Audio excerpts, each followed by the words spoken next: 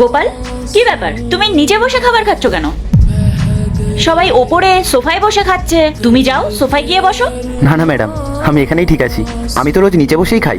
কেন? স্টাফদের বিশ্রামের জন্য তো সোফা দেওয়া হয়েছে, তুমি নিচে বসবে কেন? যাও ওপরে গিয়ে বসো। ম্যাডাম, ওরা বলে আমি নাকি এই অফিসের সামান্য একজন গার্ড।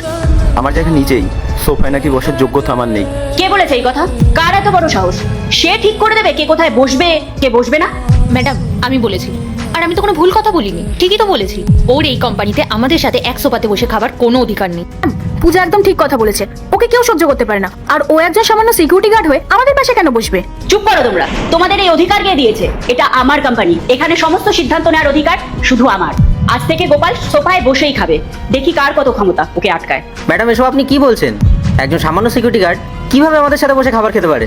ম্যাডাম, আমাদের কোম্পানিতে একটা সুনাম আছে, কত বড় বড় ক্লায়েন্টরা এখানে মিটিং করতে আসে। কেউ যদি এসে দেখে এরকম একটা গার্ড সোফাতে বসে খাবার খাচ্ছে, তাহলে আমাদের কোম্পানির সম্মান কোথায় যাবে বলুন তো? বন্ধুরা, তুমি ভিডিওটি কোথা থেকে দেখছো? বাংলাদেশ থেকে না ইন্ডিয়া থেকে? তুমি যদি ইন্ডিয়া থেকে ভিডিওটি দেখো, একটি লাইক একটি সাবস্ক্রাইব করে দিও। আর বাংলাদেশ থেকে দেখলে লাইক সাবস্ক্রাইব দুইটাই করে দিও। আর কমেন্টে তোমার দেশের পতাকাটি লিখে যাও। সত্যিই তো, ওর কোনো যোগ্যতাই নেই আমাদের পাশে বসার। আচ্ছা, তার মানে ওর সাথে খেতে তোমাদের ঘৃণা হচ্ছে, লজ্জা করছে? অথচ দেখো, আমি তো মালিক হয়েও তোমাদের সাথে বসে খেতে ঘৃণা করি না। আমি তো কখনো ভাবিনি যে তোমরা নিচু পোস্টের কর্মী।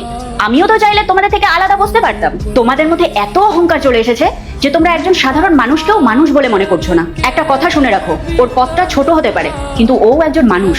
কার সাথে কিভাবে কথা বলতে হয়, কার সাথে কিভাবে ব্যবহার করতে হয়, সেই সাধারণ মনুষ্যত্ববোধটাও দেখছি তোমাদের মধ্যে নেই।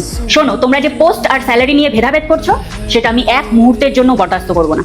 ও যেমন এই কোম্পানির স্টাফ, তোমরাও তেমন এই কোম্পানির স্টাফ, কোনো ভিআইপি নও। তোমরা যদি ভাবো যে ও এখানে বসে খেতে পারবে না, তাহলে আমি এই সোফা এখান থেকে সরিয়ে দেওয়ার ব্যবস্থা করব। ও যেমন নিচে বসে খাচ্ছে, তোমরাও নিচে বসে খাবে।